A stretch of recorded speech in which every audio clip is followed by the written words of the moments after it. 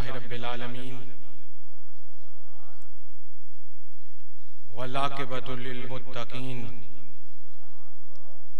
वस्सलातु वस्सलामु अला सय्यदिल अंबिया वल मुरसलीन व अला आलिहि त्ताहिरीन व अला सहाबिहिल मुहतदीन व अला औलियाइल कामिलीन अर्राशिदीन। अम्मा बाद फ़अऊज़ु बिल्लाहि मिनश शैतानिर रजीम। बिस्मिल्लाहिर रहमानिर रहीम। वाक़ीमिस सलाह इन्नस सलाता तन्हा अनिल फ़हशाइ वल मुनकर वला ज़िक्रुल्लाहि अकबर। सदक़ल्लाहुल अज़ीम व सदक़ रसूलुहुन नबियुल करीमुल अमीन व नहनु अला ज़ालिका लमिनश शाहिदीन व शाकिरीन वल्हम्दुलिल्लाहि रब्बिल आलमीन। अभी स्टेज सेक्रेटरी साहब ने जिन अल्फाज के साथ मेरे लिए अपनी मोहब्बत का इजहार किया, मैं उनका मशकूर हूं। लेकिन मिंबर रसूल पर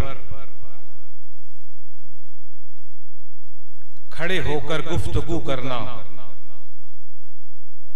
मुझे दुनिया का सबसे मुश्किल काम लगता है। लोग खिताब और तकरीरें बहुत शौक से करते होंगे, मुझे ये इंतहाई मुश्किल काम लगता है। किस लिए मुश्किल लगता है स्टेज सेक्रेटरी साहब? मैं इस वक्त आपके अंगारों पर खड़ा हूं क्योंकि मैं मिंबर रसूल पर खड़ा हूं और मिंबर रसूल पर आपने वो बात करनी होती है जो खुद अमल भी करते हैं।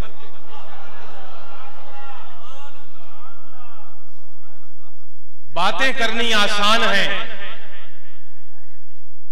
अमल एक माना रखता है। इसलिए बहुत ही हिम्मत करके अल्लाह से मदद लेकर और ये निस्बत जो मेरे पीर की है, इसको सहारा बनाकर इस आग के अंगारों पर खड़ा होता हूं कि कुछ गलती हो भी जाए तो माफ फरमाना, क्योंकि मेरे सामने वो फरमान आलीशान आता है कि कितने ही इस उम्मत के ऐसे वाज करने वाले, तकरीरें करने वाले और खुतबात देने वालों को जहन्नम में डाल दिया जाएगा, सिर्फ इस बुनियाद पर कि वो जो बात करते थे उस पर अमल नहीं करते थे। और कल क़यामत के दिन को कहा जाएगा, तुम तकरीर करते थे अपनी वाह वाह के लिए, तुम्हें दुनिया में मिल गई। तुम तकरीर करते थे बड़े अपनी मशहूरी के लिए, इश्तिहारों पर नामों के लिए, बड़े बड़े अलकाबात के लिए, तुम्हें मिल गई। तुम तकरीरें करते थे रकमें मुकाकर और फिक्स करके, वो दुनिया में तुम्हें मिल गए। आज उसमें तुम्हारा हिस्सा कोई नहीं। और यहां मुझे दामाद रसूल, वलियों के सरदार, सैयदों के बाप, शेर खुदा मौला अली रज़ी अल्लाह ताला अन्हु का वो वाकया याद आ रहा है कि हुजूर के पास एक औरत आई और उसने अर्ज किया, हुजूर मेरा ये बच्चा जो मेरे साथ है ये मीठा बहुत खाता है, इसको आप तंबीह फरमाएं कि इससे इसके दांत भी खराब हो सकते हैं और बीमारी भी हो सकती है, ज्यादा गुड़ मत खाया करे। मौला अली ने फरमाया जाओ बीबी, कल आना, मैं इसको नसीहत करूंगा। उसने सोचा कि वो बहुत जबरदस्त नसीहत हुजूर करने लगे हैं। जब अगले दिन आई तो हुजूर ने सिर्फ 2 लफ्ज फरमाए, बेटा मीठा मत खाया करो, इससे तुम्हारे दांत खराब हो जाएं। उस औरत ने अर्ज की, हुजूर ये आप कल भी फरमा सकते थे। मौला अली ने फरमाया जिसका नाम लेकर आज मिंबरों पर लोग खड़े होते हैं। बीबी मैं कल खुद गुड़ खा के बैठा था और मैं इस बच्चे को गुड़ खाने से कैसे रोकता। इस मिंबरे रसूल पर जिस पर मैं सिर्फ सैयद मोहम्मद अब्दुल्ला शाह रहमतुल्लाह अलैह की निस्बत के सदके खड़ा हूं, अपने इल्म, अपनी किसी इज्जत और किसी खूबी की वजह से नहीं खड़ा। ये मेरे लिए जनाब एक आजमाइश की घड़ी है और एक अंगारों, आंख की अंगारों का खड़ा होना। इस मिंबर रसूल पर खड़े होकर हर एक बात करने से पहले 10 बार सोचना पड़ता है कि मेरी जुबान से जो निकल रहा है क्या मेरे किरदार में है। मैं जिस चीज से लोगों को रोक रहा हूं क्या मैं खुद रुका हूं। मैं जिस अजीम काम की तरफ लोगों को बुला रहा हूं क्या खुद उस पर गामजन हूं। इसलिए आप लोगों की मोहब्बत है, अलकाबात आपने दिए, वरना तो मैं हजूर सैयद मोहम्मद अब्दुल्ला शाह रहमतुल्लाह अलैह का एक अदना सा गुनाहगार सा मुरीद हूं।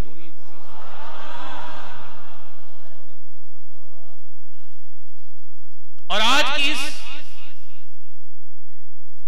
बाबरकत नशिस्त के अंदर आपसे चंद टूटी फूटी बातें करने के लिए मैंने अल्लाह रब्बुल आलमीन के कलाम में से कुछ अल्फाज का सहारा लिया, जिसमें आपके और मेरे रब ने फरमाया व अकीमिस सलाह, सलात को कायम करो। फिर फरमाया इन्ना सलाता तन्हा अनिल फाहशाए व मुनकर।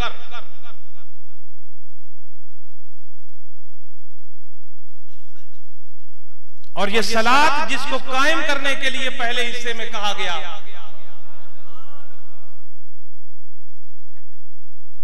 आगे फरमाया गया कि जो ये सलात अपनी जिंदगी में कायम कर लेंगे तो इस सलात कायम करने के सिले में वो फाहशा और मुनकर कामों से बच जाएंगे। वला जिक्रुल्लाह अकबर, और अल्लाह का जिक्र सबसे बड़ा नेक काम। इन 3 चीजों पर मैं आपसे ज्यादा तवील वक्त में गुफ्तगू नहीं करूंगा, क्योंकि मौसम बड़ा गैर यकीनी है। 3 बातें जो इस कुरान के अल्फाज में हमें नजर आती है, अगर आप 25-30 मिनट मेरे साथ चलेंगे तो मैं अल्लाह के घर से उम्मीद रख सकता हूं कि शायद किसी का भला हो।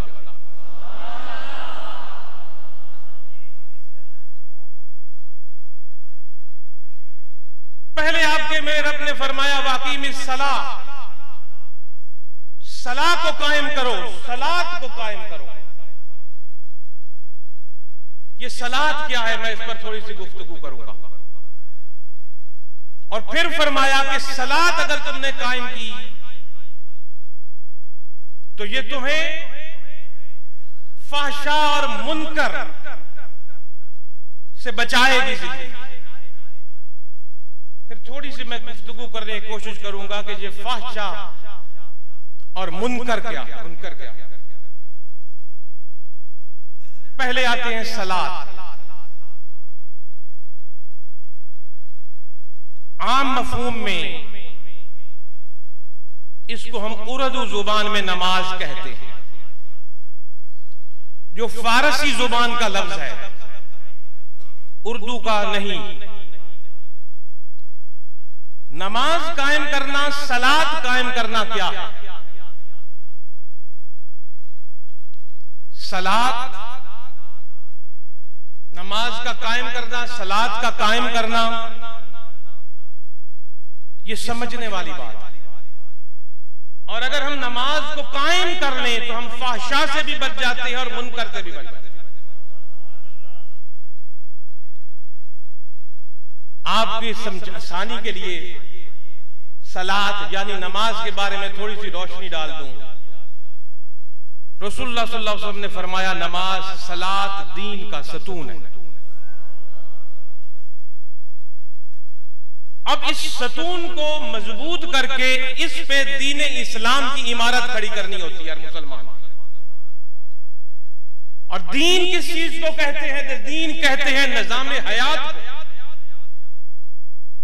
अगर सतून होगा तो उसके ऊपर निजाम हयात आसन होगा, और सिरे से अगर सतून ही ना हो तो बगैर एरे और पिल्लर के जैसे ये छत खड़ी नहीं हो सकती।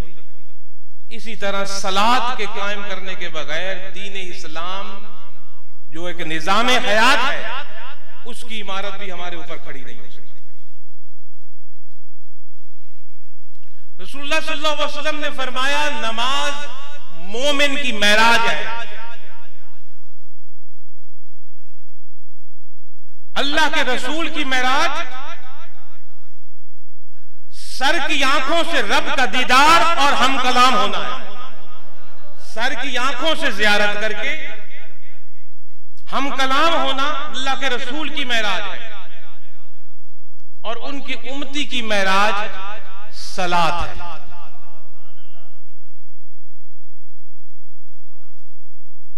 अभी सुबह आपने गुफ्तगू सुनी फना फिल शेख और फना फिल रसूल पर, बहुत खूबसूरत गुफ्तगू सुनी। मैं उसी से अपनी बात को लिंक करता जाऊंगा थोड़ा थोड़ा। फना फिल रसूल तो बहुत ऊंची बात, फना फिल शेख तो बहुत ऊंची बात। पहले मुरीद तो बनो।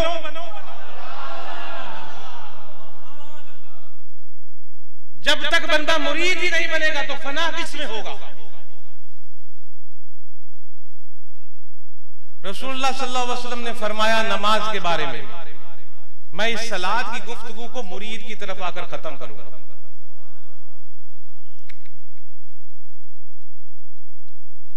मुझे दुनिया से, रसूलुल्लाह ने फरमाया तुम्हारी दुनिया से 3 चीजें अजीज हैं। एक खुशबू, एक मनकूहा निकाह वाली बीवी, और मेरी आंखों की ठंडक नमाज। हुजूर ने फरमाया 3 चीजें मुझे दुनिया में पसंद है। जब बंदा नमाज के लिए खड़ा होता है, सलात के लिए खड़ा होता है, तो उसके जिस्म के सारे गुनाह उठाकर एक साइड पे कर दिए जाते हैं।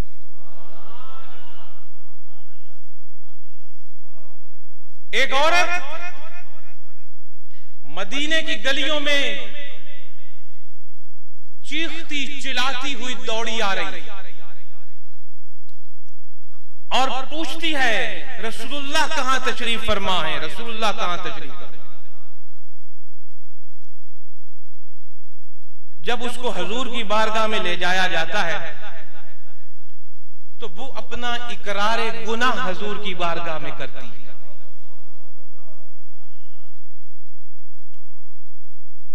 मुरीद हम सब हैं, कितने अपने मुर्शिद की बारगाह में आके इकरार गुनाह करते हैं। समझ रहे मेरी नुक्ता बात? समझे आप? आकर वो इकरार गुनाह करती है और कहती है, हुजूर जब कहीं से कुछ ना नजर आए तो मुरीद को सिर्फ पीर नजर आता है। मैं बात कर रहा हूं मुरीद। आगे चल के मैं बताऊंगा कि मुरीद किसको कहते हैं। एक मुरीद ये है,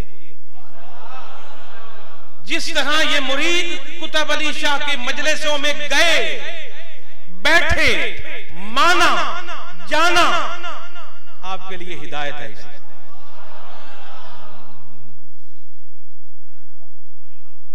वो औरत आई और रसूलुल्लाह से कहने लगी, हुजूर आज से चंद माह पहले मुझसे गुनाह अजीम हुआ और मैंने ज़ना कर बैठी। मैं ज़ना कर बैठी, अपने गुनाह का यहां दुनिया में इकरार करना बड़ी बात है, तो वो सच्चे लोग थे, कर गए। मैं ज़ना कर बैठी, मैंने बच्चे को छुपाया, बच्चा पैदा हुआ, मैंने उसको भी छुपाया और फिर मैंने उसे सिरके के मर्तबान में डालकर मार डाला और फिर वो मैं सिरका बेचती भी रही। तो क्या कोई माफी है?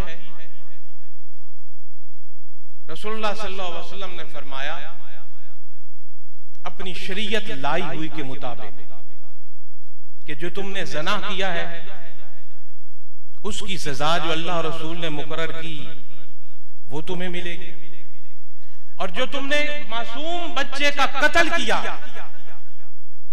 उसकी सजा भी तुम्हें अल्लाह और उसके रसूल के कानून के मुताबिक मिलेगी, और जो तुमने उसको सिरके में डालकर फिर वो सिरका लोगों में बेचा, उस गुनाह अजीम की सजा तुझे आगे मिलेगी। और फिर आखिर में हुजूर ने फरमाया, जब तू दौड़ती हुई भाग कर आ रही थी परेशानी के आलम में इकरारे गुनाह करने के लिए, तो मुझे खदशा हुआ कि शायद तुम्हारी नमाज असर कज़ा हो गई है।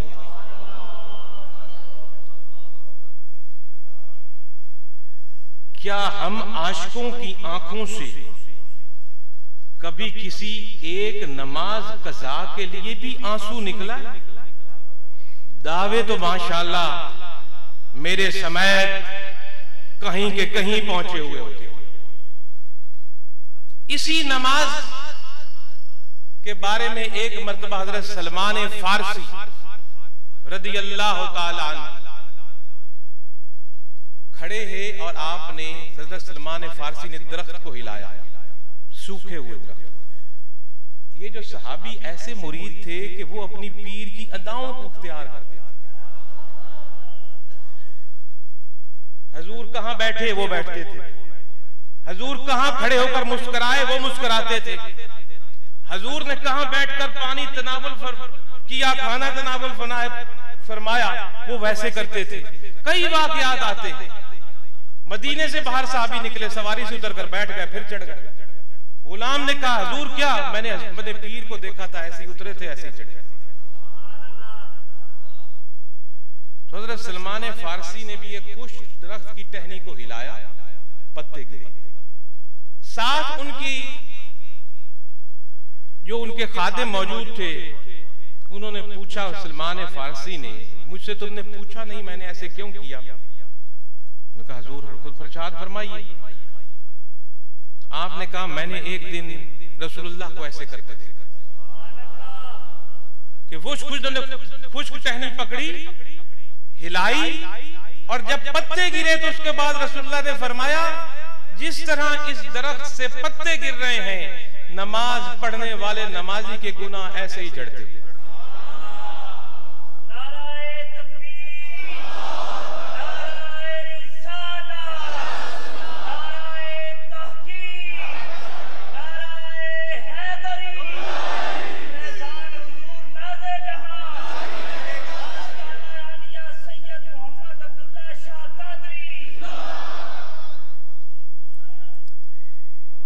जिस तरह किसी के रसूलुल्लाह सल्लल्लाहु अलैहि वसल्लम ने यह भी फरशाद फरमाया,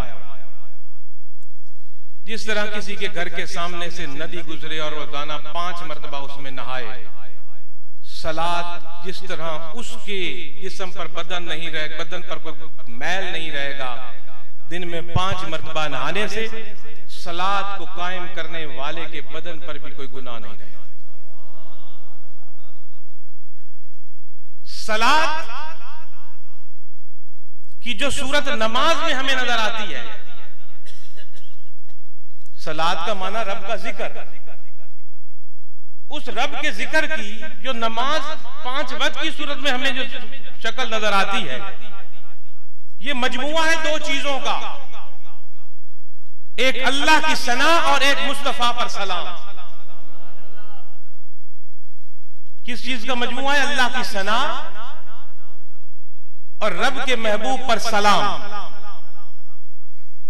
अल्लाह अकबर के बाद क़ियाम में अल्लाह की सना, रकू में अल्लाह की सना, सजदे में अल्लाह की सना, कौमा में अल्लाह की सना, जलसे में अल्लाह की सना, और अब अत्तहियात के बाद अय्युहन नबी पर सलाम पढ़कर उस सना की कबूलियत का वक्त, और फिर सलाम के बाद मुस्तफा और मुस्तफा की आल पर दरूद पढ़कर उस नमाज को मुकम्मल करने का तरीका।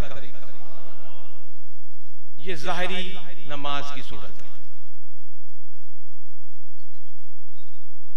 अब मैं यहां बात कोड करूंगा अपने पीरो मुर्शिद हजरत सैयद मोहम्मद नवाज शाह रहमतुल्लाह अलैह।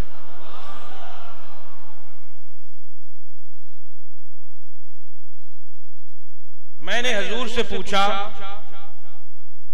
हजूर अकीमुस्सलाह क्या है? नमाज का कायम करना क्या है? और ये फजर की नमाज के बाद का वक्त है। हजूर के मज़ार मुबारक के मैं सामने खड़ा हूं और मुरीदों सुन लो, हजूर का मामूल था, मैंने अपनी आंखों से हजूर को कभी तहज्जुद छोड़ते नहीं देखा। जिंदगी के आखिरी दिन शदीद बीमारी में भी आपने तहज्जुद पढ़ी है और चंद घंटे बाद आपका विसाल हुआ। और मेरी आंखों का मुशाहिदा एक बार नहीं बार है। आप तहज्जुद की नमाज के बाद इतना तवील सजदा करते थे कि गुमान होता था कि शायद रूह कब्ज हो गई, और आखिरी रात भी आपने वो तवील सजदा किया। मैं उसका चशमदीद गवाह। मैंने पूछा, ये फजर का वक्त, अकीमुस्सलाह क्या? हजूर ने फरमाया, अकीमुस्सलाह ये है कि एक नमाज से फारिग होकर दूसरी नमाज के वक्त तक पहुंचने तक तेरे दिल की तार रब से ना टूटे।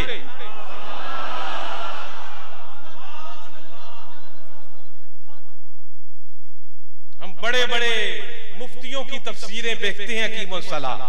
आज मैं आपको अपने मुर्शिद की तफसीर बता रहा हूं। अकीमुस्सलाह,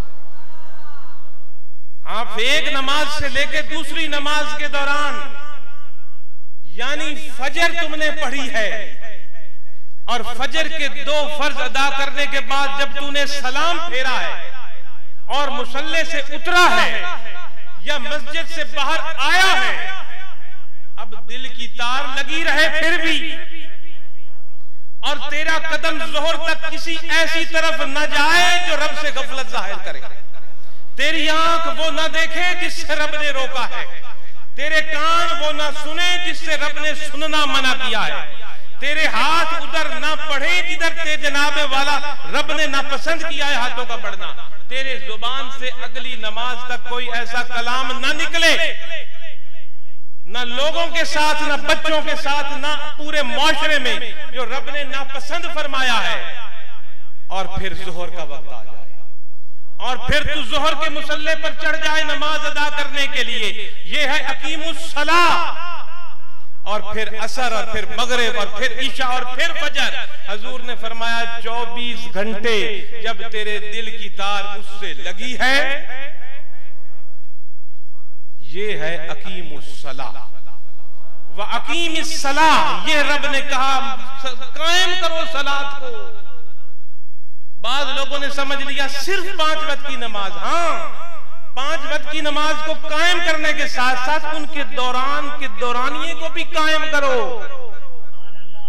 कि जोहर से असर के दरमियान जो 2 घंटे हैं मैं क्या कर रहा हूं, असर से मगरिब के दरमियान जो 1.5 घंटा है मैं क्या कर रहा हूं, मगरिब से ईशा के दरमियान जो 1.5 घंटा है मैं क्या कर रहा हूं, और ईशा से लेकर फजर तक जो चंद घंटे हैं वो मैं क्या कर रहा हूं। उन सब पर तेरे दिल की तार जब उससे जुड़ी है, ना तेरी आंख कहीं उठेगी जहां वो नापसंद करे, ना तेरे जुबान से वो कलाम निकलेगा जो रब ने नापसंद किया, बल्कि तेरे दिलो दिमाग के अंदर वो इरादे भी नहीं आएंगे जो रब ने नापसंद किया। ये है अकीमुस्सलाह व अकीमिस्सलाह, कि सलात को कायम करो, नमाज को। आगे तेरे और मेरे रब ने फरमाया कि अकीमुस्सलाह इसलिए मैंने फर्ज की है।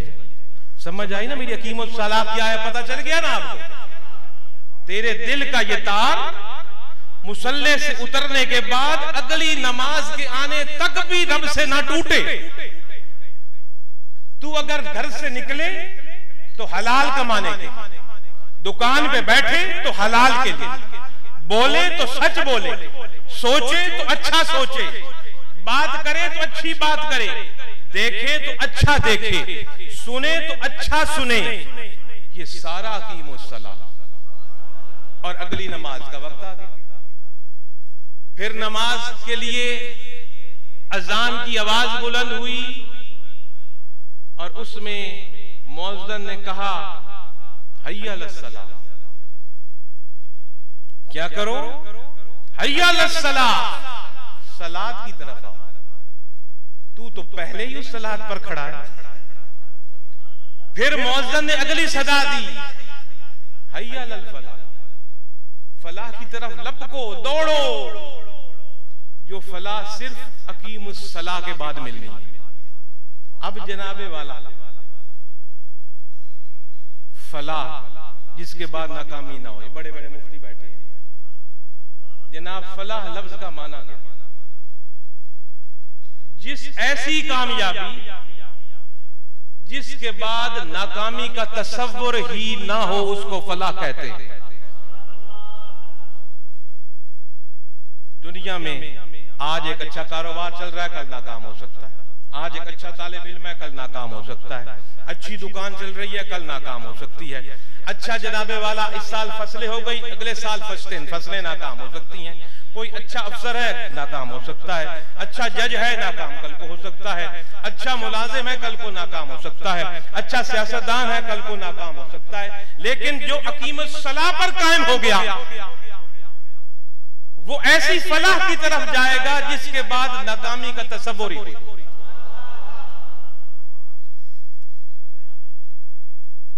इसीलिए तेरे और मेरे रब ने कुरान पाक में फरमाया,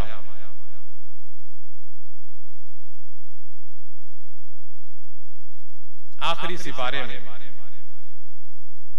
कामयाब हुआ वो जिसने पाकीज़गी इख्तियार कर ली। आखिरी सिपारे में है, कद अफलहा मन तज़क्का, कामयाब हो गया जिसने पाकीज़गी इख्तियार कर ली। और सलात नाम है रूह और बातिन की पाकीज़गी। सलात जिसको कुरान ने फर्ज किया, नाम है रूह और बातिन की पाकीज़गी का। जो अकीमुस्सलाह की मैंने तफसीर आपके सामने दी कि दिल की तार न टूटे, वो जितनी मजबूत होगी उतनी आपकी रूह और बातिन पाक होगा।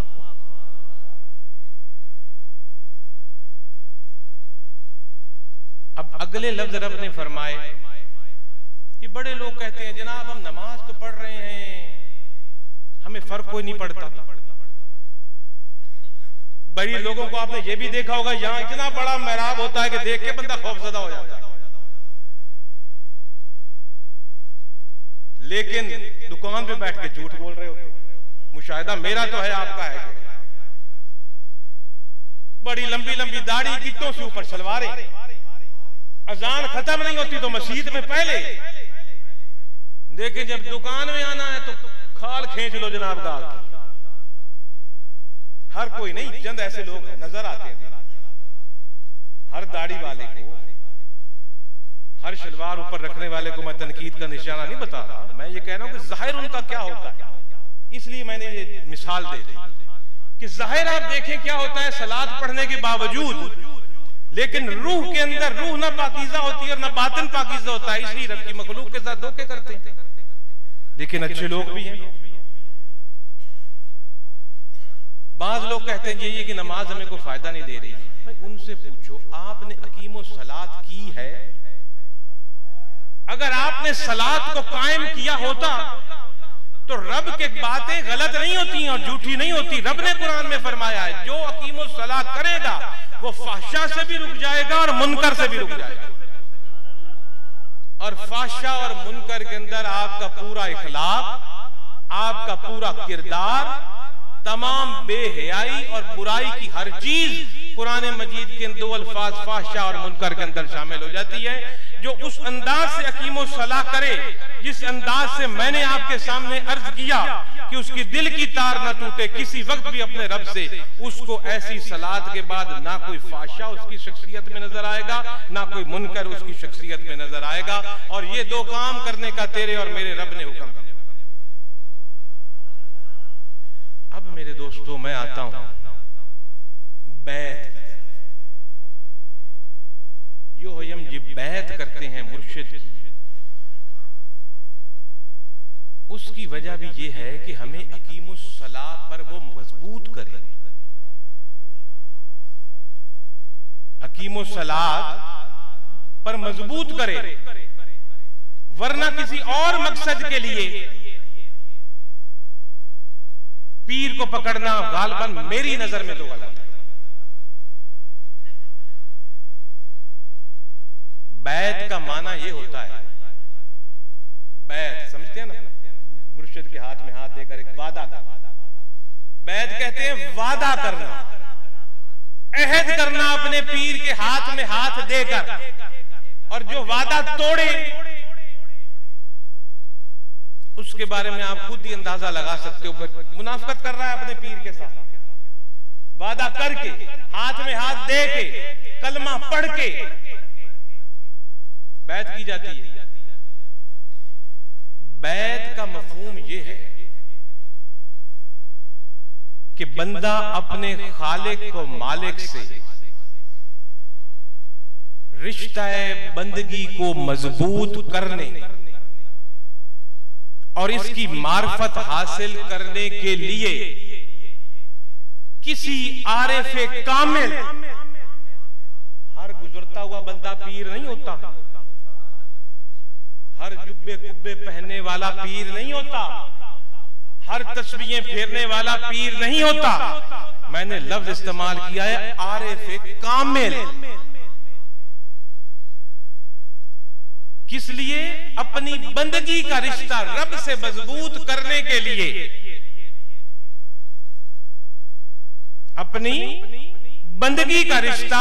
गौर से सुनो और दिल में बिठाओ ये लफ्ज कि मुरीद की नीयत क्या होती है। बंदगी का रिश्ता रब से मजबूत करने के लिए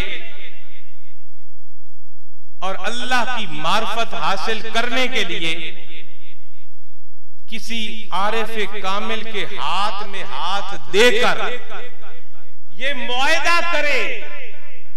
क्या करे? मुआहदा करे, वादा करे अपने मुर्शिद के साथ, आरिफे कामिल के हाथ में हाथ देकर कि आज के बाद, जिस दिन मैं मुरीद हो रहा हूं, आज के बाद मेरे इरादे, मेरी ख्वाहिशात, मेरी चाहतें, मेरी लज़्ज़तें,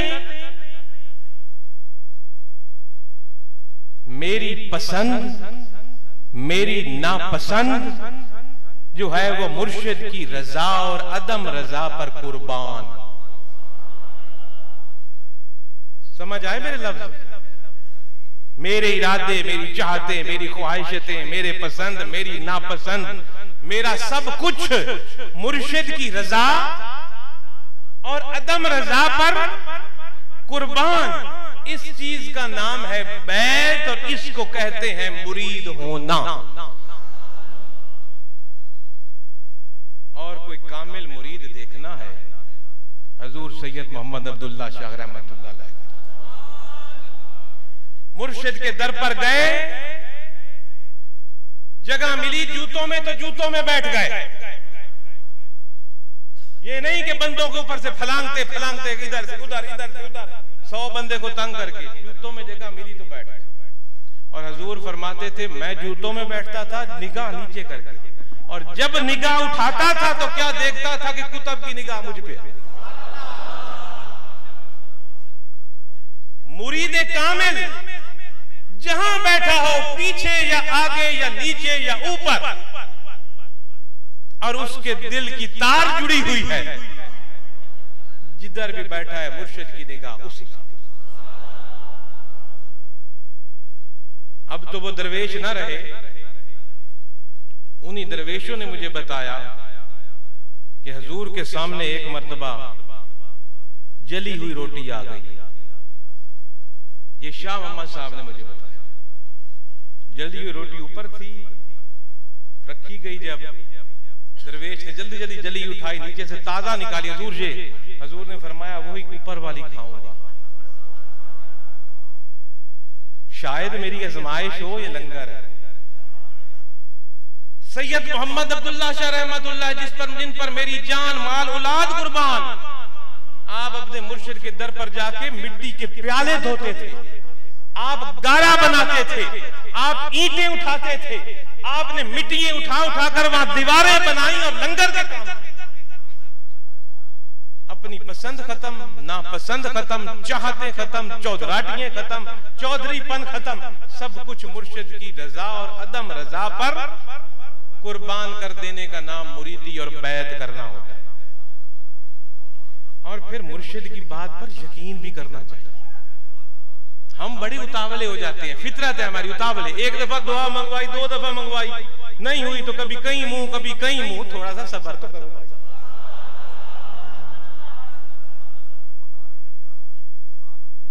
एक बच्चा हो, वो घर में खेल रहा हो और वो जिद करे कि मैंने आग में हाथ डालना है, माँ उससे प्यार करती है ना, वो पीछे हटाती है, कहती है रोते रहो लेकिन आग में हाथ नहीं डालने दूंगी क्योंकि तेरे ये नुकसानदेह है। अब वो बच्चे को अगर रोते देखे तो कहे डाल भाई हाथ, रोज डाल ले हाथ, लेकिन वो देखती है कि आग में हाथ डालना उसके लिए मुनासिब नहीं है, अच्छा नहीं है, सारा जल जाएगा। उसको रोकती है, यहाँ तक कि कभी गुस्से में थप्पड़ भी मार देती है कि पीछे हट, जिद ना कर। इसी तरह एक मुरीद जो हट के जिद करे पीर के आगे, पीर कह रहे जो तू मांग रहा है तेरे लिए फायदामंद नहीं है, जल जाएगा। उसमें कोई हिकमत होती है, हमारी आंख नहीं देख रही होती, थोड़ा सा सब्र कर ले और बहुत अच्छा मिलेगा।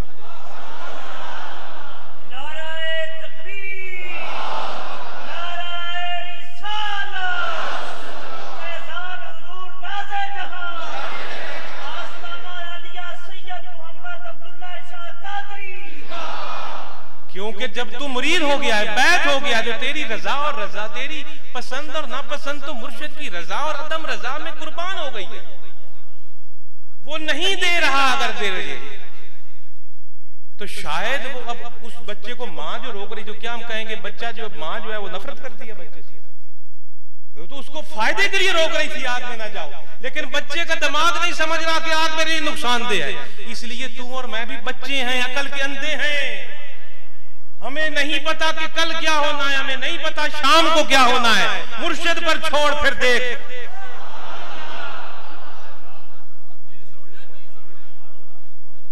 एक औरत थी जनाब, 5-7 मिनट में बात खत्म करता हूं, असर की नमाज में बाकी 12 मिनट है। एक औरत थी, उसको मिर्गी के दौरे पर थी, मदीना मुनव्वरा में रहती थी। रसूलुल्लाह सल्लल्लाहु अलैहि वसल्लम के पास आई और अर्ज करने लगी, हुजूर दुआ फरमाए मुझे मिर्गी के दौड़े पड़ते हैं, इससे मुझे शफा मिल जाए। हुजूर ने फरमाया बीबी कहती हो तो दुआ मांगता हूं, लेकिन अगर सब्र कर लो तो जन्नत है। कहती हो तो दुआ मांगता हूं, मिर्गी से तुझे शफा हो जाएगी, लेकिन पीर के अगले लफ्ज, लेकिन बीबी अगर सब्र कर ले कुछ दिन तो जन्नत मुझसे ले ले। तो उस कामला मुरीदनी ने अर्ज की, हजूर मैं सब्र करती हूं, मुझे जन्नत चाहिए, लेकिन एक दुआ कर दीजिए कि जब मुझे मुर्गी का दौड़ा पड़ता है तो मेरा पर्दा खुल जाता है, मुझे होश नहीं रहता, मेरे कपड़े इधर की उधर हो जाते हैं। हजूर ने दुआ फरमाई। उसके बाद मदीने की तारीख गवाह है, सरकार के बाद भी औरत कई साल जिंदा रही, उसको मिर्गी के दौड़े जरूर पड़ते रहे, लेकिन उसका पर्दा कभी नहीं खुला, उसकी चादर कभी नहीं उतरती थी। और मदीने की तारीख गवाह है, सहाबा जो औरत को आते देखते तो आ कहते सुभान अल्लाह, ये जन्नती जा रही है। जो भी सहाबी उस औरत को देखता कहते, और वो सहाबी फरमाते सुभान अल्लाह, ये जन्नती जा रही है, हमने अपने पीर की जुबान मुबारक से सुना था, सब्र कर ले तो जन्नत। इसी तरह की एक वाकया आखिरी अर्ज करूं, इसी तरह का एक वाकया मैंने भी अपनी आंखों से देखा। आज तो लोगों से लड़ाई नहीं खत्म होती पीर के कहने पे, और आए बैठे होते हैं मुरीद बन के, ना अदम रजा का पता ना रजा का पता, और जी मुरीद है। सुभान अल्लाह, आप तो पक्के मुरीद हो ना, आपकी बात मानी, आप खुद ही काफी हो अपने लिए, अपने आप से पूछने के लिए। मैं किसी को उंगली लगाकर उसको तनकीर का निशाना नहीं बना। ये इस जगह का वाकया है, ये जिसको आप पाक हवेली कहते हो। उधर एक सफेदे का दरख्त है, उसके नीचे हजूर सैयद मोहम्मद नवाज शाह रहमतुल्लाह अलैह खड़े थे। मैं उनके साथ खड़ा था, और गालिबन मियां गुलाम जिलानी साहब मरूम और एक मियां शबीर अहमद साहब मरूम वहां मौजूद। शायद एक मियां ममान साहब होते थे, शायद वो ही मौजूद थे, मुझे सही तरह याद नहीं है। शायद कोई आज भी बंदा हयात हो जो वहां मौजूद भी हो। एक झगड़ा था वहां, एक मकान का छोटे से, झगड़ा खत्म नहीं हो रहा था, लड़ाई पड़ी हुई।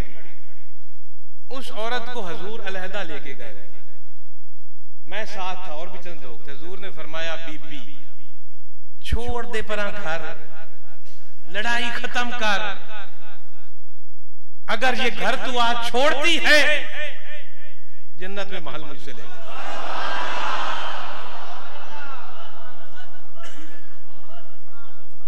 अब वो कुरान के अल्फाज पर आओ कि कुरान हिदायत तो सबके लिए है, हुदल लिल मुत्तकीन, लेकिन इससे फायदा वो उठाते हैं जिनकी पहली सिफ्त ये है कि वो ईमान बिल गैब पर यकीन रखते हैं। अल्लज़ीना युमिनूना बिल गैब। अब उस औरत ने गैब देखा नहीं था, कोई जन्नत उसने नहीं देखी, कोई महल नहीं देखा, उसको तो घर सामने नजर आ रहा था, लेकिन उसने मुर्शिद की जुबान से जब सुना, उसने कहा हजूर मैंने घर छोड़ा। मेरे सामने वो हजूर के कदमों पर गिरी और उसने कहा हजूर मैंने घर छोड़ा, मैंने घर छोड़ा, मैंने घर छोड़ा। और वो औरत क्या ले गई? ऐसे नहीं, हजरत बहलोल समुंदर किनारे रेत के घर बना रहे थे, बनाते थे और गिराते थे, बनाते थे तो गिराते थे। रेत के बीबी जुबैदा हारून रशीद की बीवी पास से गुजरी तो पूछने लगी बाबा ये क्या बना रहे हो? तो बहलोल ने फरमाया जन्नत की महल बना रहा। अब बज़ाहिर तो क्या नजर आ रहा था। जुबैदा ने कहा मुझे भी चाहिए। उन्होंने कहा हार दे दो। किसी जगह पे हार है, किसी पे कोई दिरहम है, कोई वाकया के अंदर मुख्तलिफ किताबों के अंदर मुख्तलिफ चीजें नजर आती है, हार दे दो। उसने हार दे दिया, औरत चली गई। बाद में हारून रशीद ने पूछा कि हार किधर है? ने कहा वो बाबा बैठा था, बना रहा था, जन्नत के महल दरिया के किनारे रेत के। तो मैंने कहा एक मुझे दे दो। उसने कहा ये हार लगेगा, तो मैंने हार दे दिया, महल ले लिया। उसने कहा किसी फराडिये के मत्थे लगी हो भला भला, अब ये जन्नत के महल यहाँ मिलते हैं। रात को सोया तो ख्वाब में देखता है कि हशर का मैदान है और एक महल के सामने से गुजर रहा है। महल के ऊपर लिखा हुआ है कि जुबैदा का महल।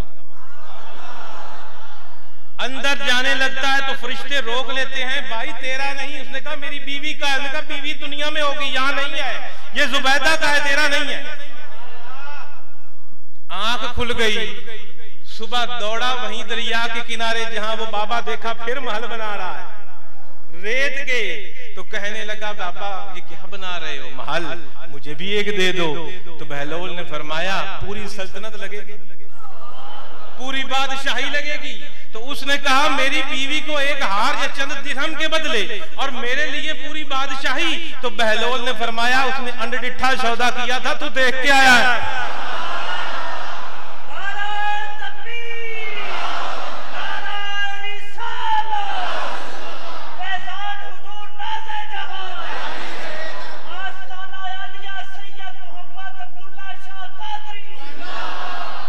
लिहाजा मेरे भाइयों, पीर भाइयों, हमें नहीं पता कि क्या चीज हमारे लिए फायदेमंद है, क्या नुकसानदेह है।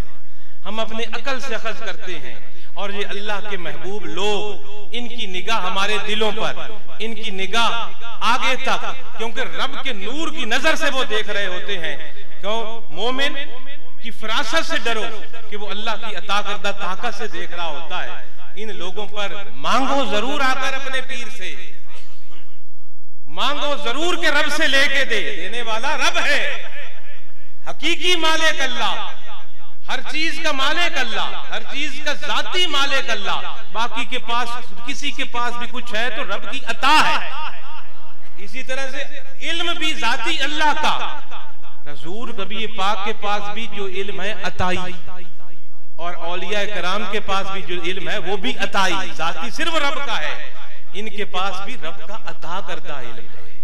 मांगो जरूर पीर से। बंदा पीर से ना मांगे तो किससे मांगे, किधर जाए? कि रब से लेके तो हमें ढंग नहीं आता मांगने का, हमें सलीका नहीं आता मांगने का। जैसे वो बहाउद्दीन ज़करिया के पास वो औरत गई थी, हजूर मेरे लिए औलाद की दुआ मांगी।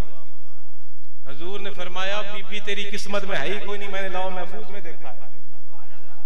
वो रोती हुई बाहर निकली तो बाहर हजूर का पोता खड़ा था और उसने कहा बीबी तुझे मांगना नहीं आया, जा हजूर से कह दे, और मुझे नहीं है तो हजूर लिख दे लौह महफूज में।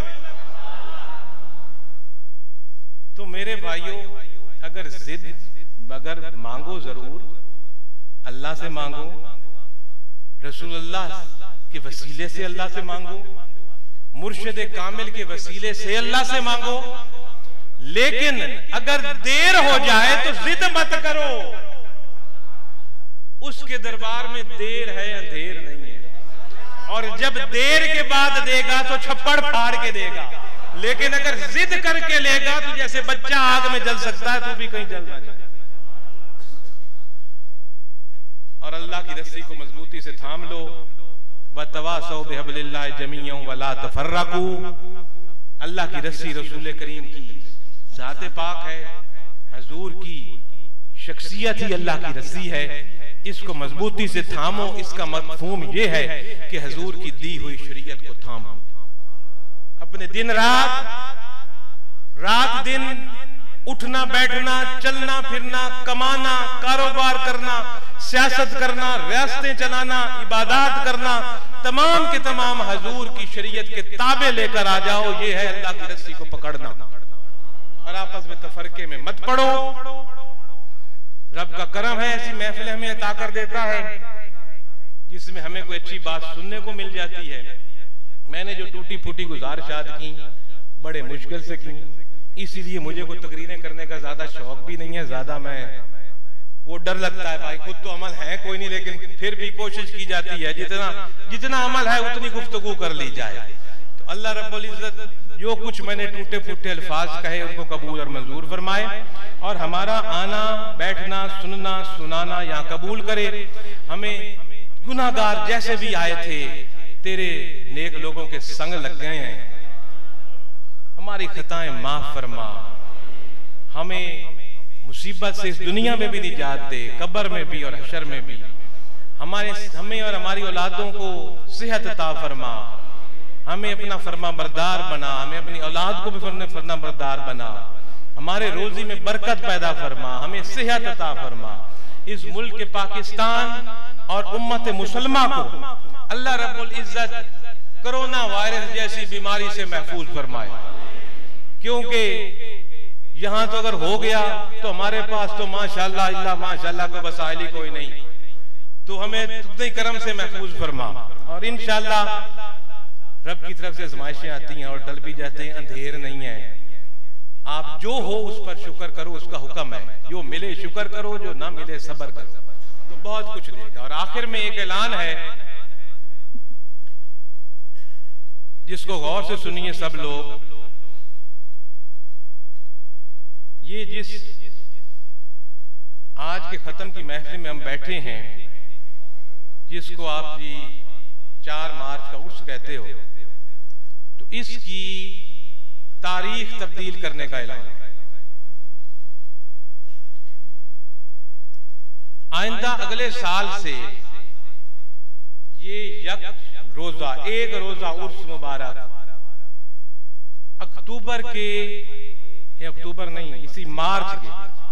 मार्च के पहले हफ्ते वाले दिन होगा, कि मार्च में जो भी हफ्ते का दिन पहला है, चाहे पहली को हफ्ता हो, सैटरडे हफ्ते का दिन, मार्च का पहला हफ्ता, अब समझ आई मेरी बात, मार्च के महीने का पहला हफ्ते का दिन, उस दिन आइंदा साल से ये आज वाली उर्स की महफिल हुआ करेगी। चाहे वो पहला तारीख को आ जाए, 2 को आ जाए, 3 को आ जाए, 4 को आ जाए, 5 को, जब भी आ जाए। और मैंने कैलेंडर देखा है, अगले साल 6 मार्च हफ्ते का दिन, अगले साल मार्च का पहला हफ्ता 6 मार्च को आता है। कैलेंडर किसी के हाथ में है, ये मोबाइल में होता है, वो देख भी सकता है। तो अगले साल ये आज की महफिल उर्स पाक की एक रोजा ये 6 मार्च को होगी। और ये इस तरह आप 50 साल आगे तक की तारीख निकाल सकते हो।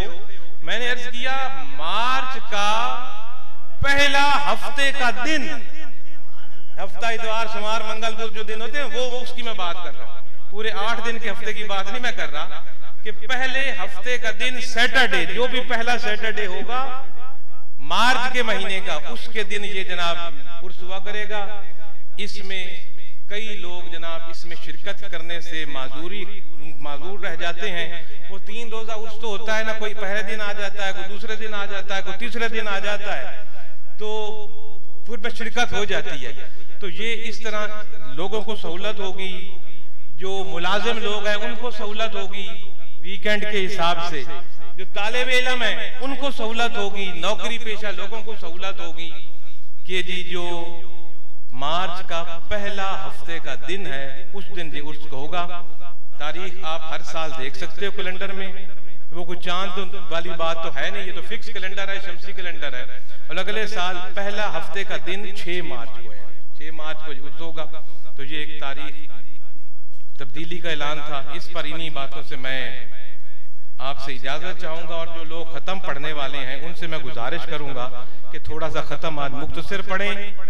वो जनाब सूरा मुल्क पढ़ने की जरूरत नहीं है, थोड़ा सा मुख्तसर पढ़ें, जब मौसम बारिश का लोगों के जाने के लिए। तो अल्लाह हम सबका हामी और नासिर हो। वाखिर दावाना अल्हम्दुलिल्लाह।